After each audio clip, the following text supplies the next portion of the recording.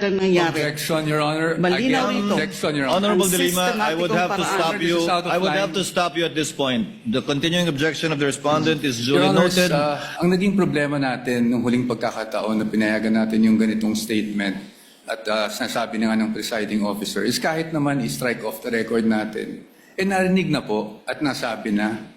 The chair would like to remind the Honorable De Lima, if indeed she will make an opening statement, to kindly avoid conclusions of both fact and law, as we have previously agreed upon and raised by the defense in previous hearings, and as pointed out by several senator judges. With that conditionality, the Honorable De Lima may proceed with her opening statement. Your Honor, may we comment on that matter? Yes, what is the pleasure of Attorney Poe? Your Honor, I'd like to apologize for having to comment on this matter, but as far as I recall, the presiding officer already made a ruling before against opening statements, Your Honors. Again, I will be very conscious, Honorable De Lima, with respect to statements of fact and law that are not coming out from the mouth of any witnesses you will be presenting. So kindly be precise and short with respect to your opening statements. You may proceed, ma'am, subject to those reminders.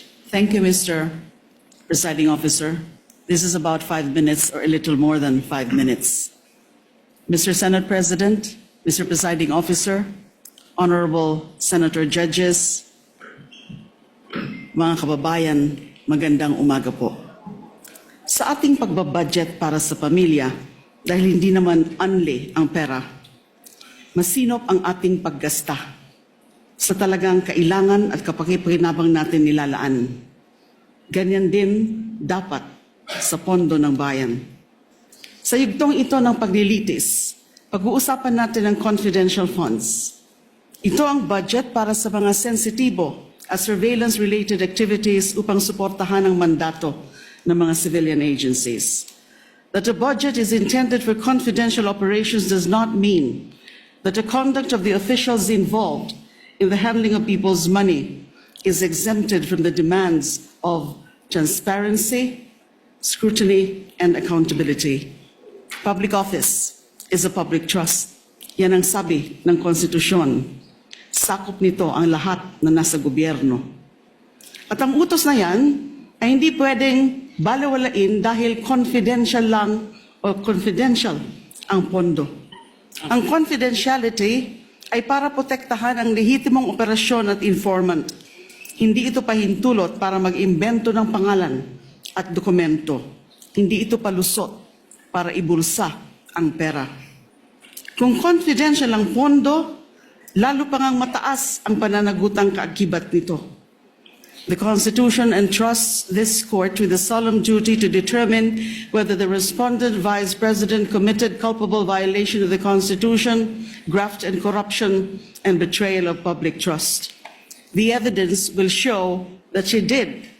This case, Article 1, is about 612.5 million in confidential funds entrusted to VP Sara Duterte through the Office of the President and the Department of Education. This is not about one missing receipt. This is not about a clerical error or accounting mistake. The evidence will reveal a pattern, a systemic course of conduct that, taken as a whole, demonstrates graft and corruption Your Honors, and betrayal of public trust.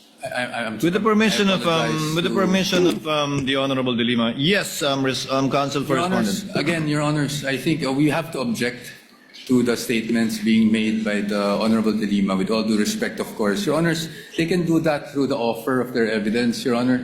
Chair will instruct the this is Honorable De Lima another- to kindly limit her statements. I was listening intently in the beginning. It was okay, Honorable De Lima, but later on, you did make conclusions of law already, which the chair orders to be stricken from the record. You may wind up, Honorable De Lima, but kindly avoid conclusions of fact and law. Your Honors, please, if I may just be given just Yes, 60 seconds. Your Honors, ang naging problema natin nung huling pagkakataon na pinayagan natin yung ganitong statement at sinasabi na nga ng presiding officer is kahit naman i-strike off the record natin, narinig na po at nasabi na. So to allow, Your Honors, again, a continuation of such is really goes into the matter of fair play, Your Honor.